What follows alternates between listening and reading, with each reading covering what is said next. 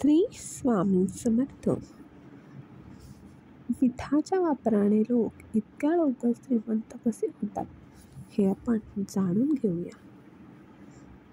देव म्हणत आहे, मीठ नकारात्मक ऊर्जा नष्ट करून सकारात्मक ऊर्जेला स्वतःकडे आकर्षित करत आहे. काही लोक तर मिठाचा वापर हा वशीकरणासाठी सुद्धा करतात. तंत्रशास्त्रामध्ये सांगितले जाते की मीठ नकारात्मक ऊर्जा नष्ट करून सकारात्मक ऊर्जेला स्वतःकडे आकर्षित करत आहे. काही लोक तर मिठाचा वापर हा वशीकरणासाठी सुद्धा करतात. जर तुम्ही मिठाचे तोडगे काही नियम पाळून केले तर तुम्ही रातोरात श्रीमंत होऊ शकाल. ज्योतिषशास्त्रानुसार मिठाला चंद्र आणि शुक्राचा प्रतिनिधी मानला जातो. मीठ जर तुम्ही स्टीलच्या किंवा लोखंडाच्या भांड्यामध्ये ठेवलं तर ते घातक आहे आणि रोगराई तसेच आजारपणाचे कारण बनू शकत. मीठ प्लॅस्टिकच्या कंटेनरमध्ये कधीच ठेवू नका.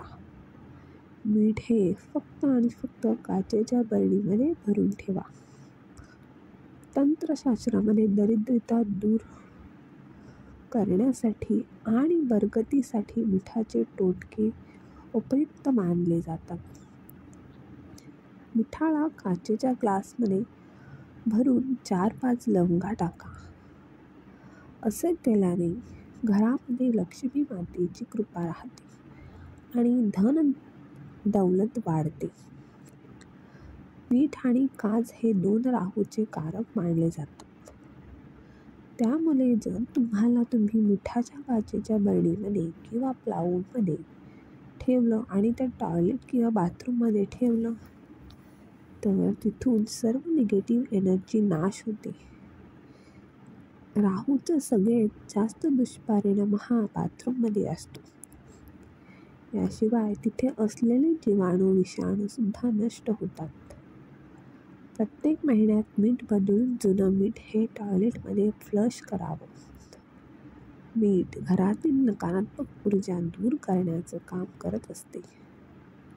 यासाठी घर पुसण्याच्या पाण्याच्या बकेटमध्ये मूठभर संदैव मीठ टाका आणि या पाण्याने घराचा कोपरा आणि कोपरा आठवड्यातून एकदा स्वच्छ पुसा. हा उपाय आठवड्यातून एकदाच करायचा आहे. हा उपाय फक्त आठवड्यातून आणि पिण्यामध्ये चिमूटभर नाही तर मीठ हे मूठभर टाकायचं आहे.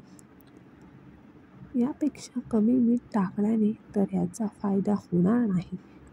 सोबतच हा उपाय दररोज करू नका, नाहीतर घरातील सकारात्मक ऊर्जा सुद्धा निघून जाऊ शकते. पैशाचं काम पैसाच करतो. जर तुम्हाला आर्थिक समस्यापासून सुटका पाहिजे असेल तर अशा वेळी एका काचेच्या ग्लासमध्ये 1 चमचाभर मीठ टाकून घरातल्या नैऋत्य दिशेला तो ठेवून द्या आणि या पाण्याच्या ग्लासच्या मागे एक लाल रंगाचा बल्ब पण तुम्ही लावू शकता. आपल्या घरामध्ये पैसा यायला सुरुवात होते. पण हा उपाय करण्यासाठी आपल्याला वेळोवेळी ही पाणी बदलत राहायचे आहे आणि सोबतच हा उपाय रविवार आणि मंगळवारी जरूर करा.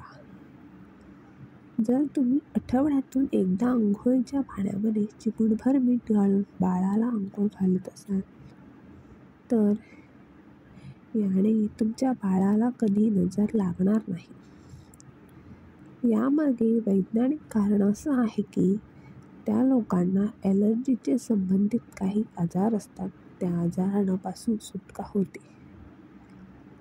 जुन्या काळी लोक दररोज संध्याकाळी दिवे लागण्याच्या वेळेस घरातील बाळाची मिठाने नजर काढत असत आणि ते मीठ पाण्यामध्ये फेकून देत असत. भरपूर वेळा काही कारण नसतानाही मन बेचैन होत आणि मानसिक चिंता आणि तणाव वाढतो.